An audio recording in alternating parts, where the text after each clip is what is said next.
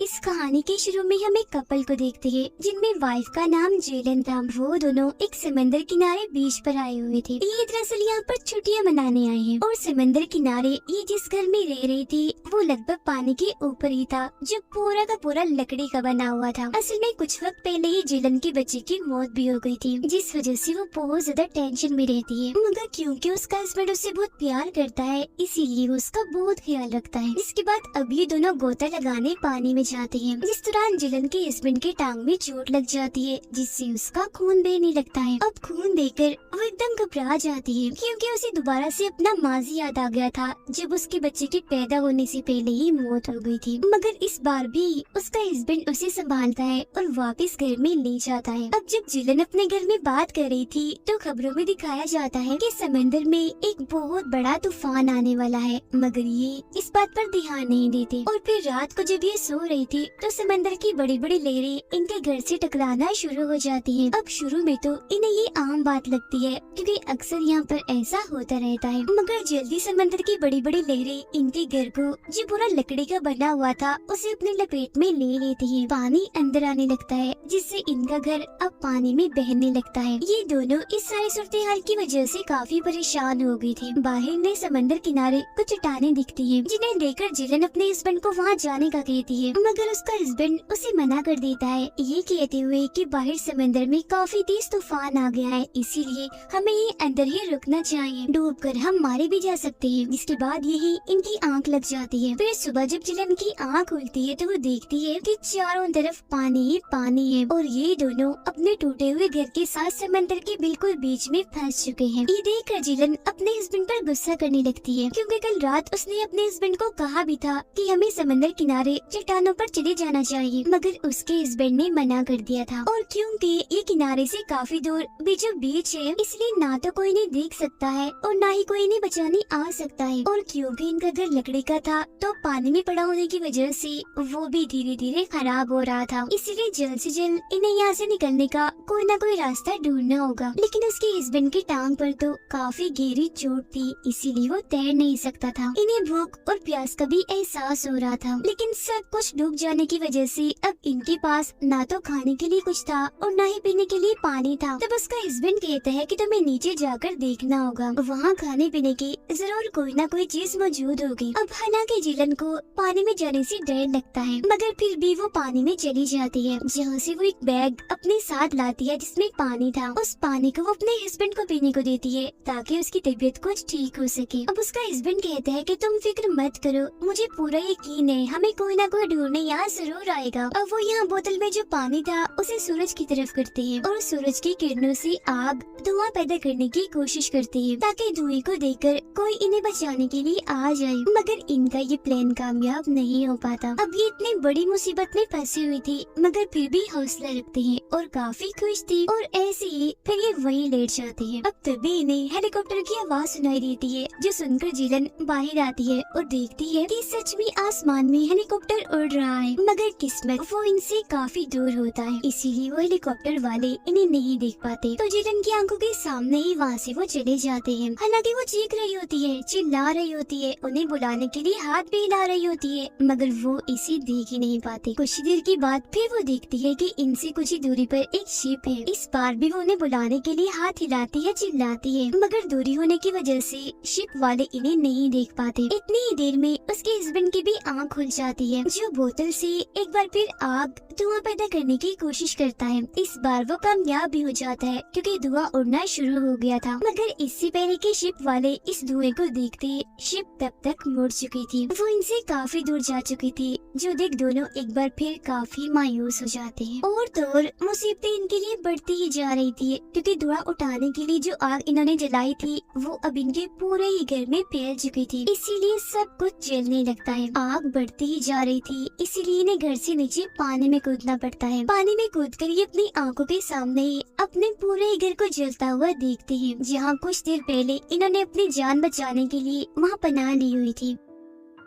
इनके सामने कुछ लकड़ी के टुकड़े थे जिनके सहारे ये पानी में तैरते हैं, मगर क्योंकि उसकी हस्बैंड की टांग पर गहरी चोट है जिससे उसका खून बह रहा था, तो खून की स्मेल से शार्क वहाँ आने लगती है। जिन्हें देख वो कहता है कि हमें जल्दी लकड़ी के किसी बड़े टुकड़े पर बैठना होगा। आसपास देखने पर इन्हें लकड़ी का बड़ा सा टुकड़ा अपने से कुछ ही दूरी पर दिख भी जाता है, और अब इससे पहले कि शार्क्स इन पर हमला करके इन्हें अपना शिकार बनाती, ये जल्दी से उस लकड़ी के ऊपर चढ़ जाती है, जहाँ वो शार्क्स भी इन तक पहुँच जाती है। मगर ये लोग देखते हैं कि ये शार्क्स नहीं बल्कि ये तो डॉल्फिन्स हैं, इसीलिए ये हंसने लगते हैं क्योंकि वो इन्हें शार्क्स जो समझ रहे थे। अब ये दोनों उस लकड़ी के टुकड़े के ऊपर ही लेट जाते हैं और मदद आने का इंतजार करने लगते हैं। जिलन कहती है कि सब मेरी वजह से हुआ है, क्योंकि अगर मेरा बच्चा ना मरता, मैं टेंशन में ना आती, तो हम लोग यहाँ छुट्टियाँ मनाने कभी भी ना आते। इस पर उसका हस्बैंड कहता है कि इसमें तुम्हारी कोई भी गलती नहीं है, हिम्मत मत हारो, हम यहाँ से जिंदा जरूर निकलेंगे और एक बार फिर खुशी खुशी जिंदगी गुजारेंगे।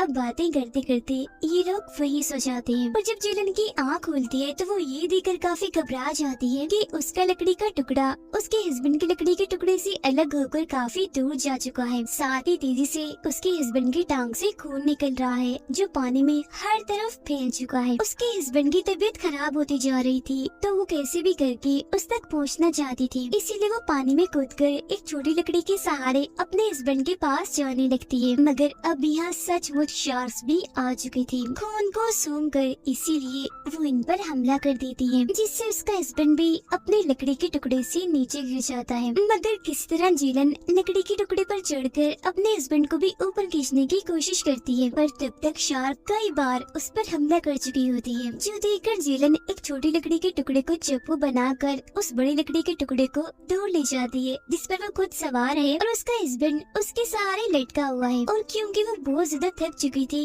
इसीलिए वही उसकी आंख लग जाती है। उसका हस्बैंड भी बेहोशी की हालत में उस टुकड़े के सहारे खड़ा होता है। मगर जब जिलन की आंख खुलती है तो वो देखती है कि हम समंदर किनारे हैं। वो काफी खुश हो गई थी, इसीलिए अपने हस्बैंड को उठाने की, जगाने की काफी कोशिश करती है, मगर लाख कोशिश के बाद भी वो नहीं उठता, जिससे वो समझ जाती है कि अब मेरे हस्बैंड की मौत हो चुकी है। इस बात से वो पूरी तरह सहम गई थी, टूट जाती है, इसीलिए उसे गले से लगाकर रोने लगती है, क्योंकि कुछ वक्त पहले उसने अपने बच्चे और आज अपने हस्बैंड को भी खो दिया। इस सब के लिए वो खुद को जिम्मेदार कहती है, क्योंकि उसके टेंशन लेने की वजह से उसने अपने हस्बैंड को कहा था कि वो इस आइलैंड पर आए ताकि जिलन का दिल बहल सके, और वो इतनी परेशान हो गई थी कि जोर जोर से चिल्लाने लगती है, जिस वजह से वहीं गिरकर बेहोश हो जाती है। सुबह जब उसे होश आती है तो वो देखती है कि मेरे हस्बैंड की लाश यहाँ किनारे पर नहीं है, क्योंकि समंदर की बड़ी बड़ी लहरें उसे बहाकर दोबारा पानी में ले गई होती है, जहाँ मौत है, यानी बड़ी बड़ी खूंखार शार्क्स हैं। अब तभी जिलन को पानी में अपने हस्बैंड की लाश देखी जाती है, और क्योंकि वो अपने कंट्रोल में नहीं होती, इसीलिए अपने हस्बैंड की लाश को वापस लाने के लिए पानी में जाने लगती है। इसी बीच एक शार्क उस पर हमला करके उसकी टांग को काफी जख्मी कर देती है, जिस वजह से वो खुद को संभालती है और वापस ही समंदर किनारे आ जाती है। वो देखती है कि चारों तरफ धूल उड़ रही है, और फिर तभी उसकी नजर एक चट्टान पर जाती है, जिसे देख वो जल्दी से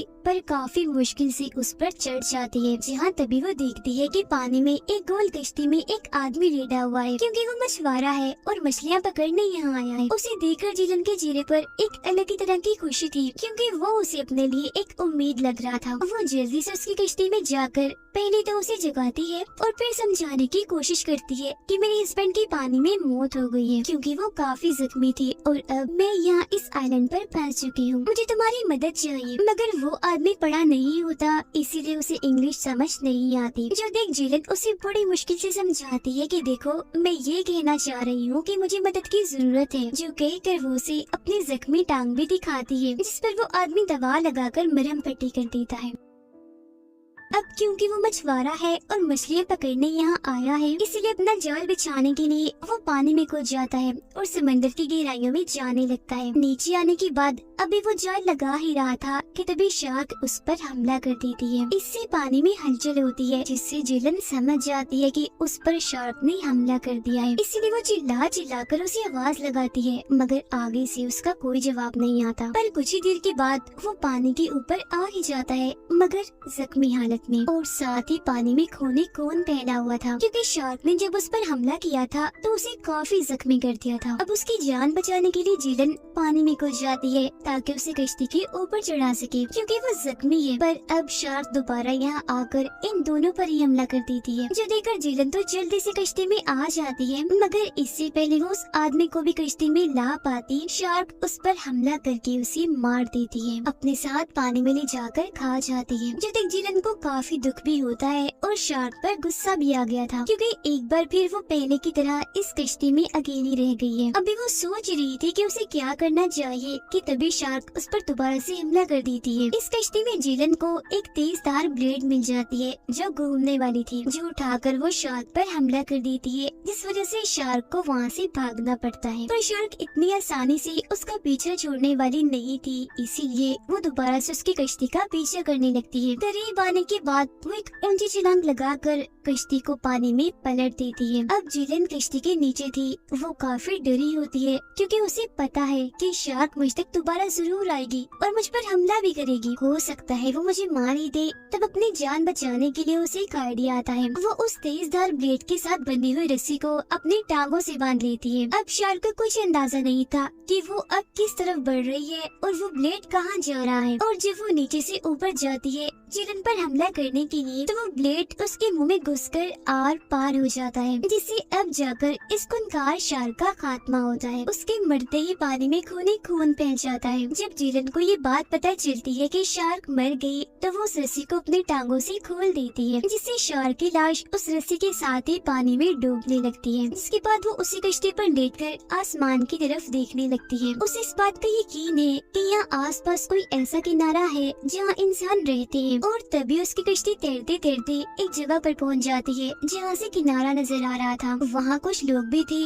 जो सब के सब मछुआरे थे, जिन्हें देख उसके अंदर खुशी की एक लहर उठ जाती है, क्योंकि अब वो खतरे से निकलकर महफूज जगह पर आ गई थी। अब वो मछुआरे भी जिलन की कश्ती को देख लेते हैं और समझ गए थे कि जरूर इस कश्ती पर कोई है जिसे मदद की जरूरत है। अब जिलन भी आसमान की और उन लोगों की तरफ देखकर एक सुकून का सांस लेती है। हालांकि उसे अपने हस्बैंड की मौत का उसे खोने का बहुत दुख है, मगर अब वो कुछ कर भी तो नहीं सकती थी, चाहकर भी उसे वापस नहीं ला सकती थी। पर अपने इस पूरे सफर में उसने एक चीज सीख ली थी कि जिंदगी में चाहे कितना ही मुश्किल वक्त क्यों ना आ जाए, इंसान को कभी हिम्मत नहीं हारनी चाहिए, हमेशा उस मुश्किल से लड़ना चाहिए, क्योंकि जो अपनी मुश्किलों से मुसीबतों से लड़ते हैं, जिंदगी उन्हें जीने का एक और मौका जरूर देती है, जैसे कि जिलन को मिला। क्योंकि अगर उसने शार्क से हार मान ली होती, हिम्मत छोड़ दी होती, तो आज उसकी भी मौत हो जाती। मगर वो शार्क से लड़ी और आखिरकार उसे मार ही डाला, और अब उसके पास एक नई जिंदगी है जिसे वो जीना चाहती है। बेशक उसने अपने बच्चे और हस्बैंड को खो दिया, मगर उसे समझ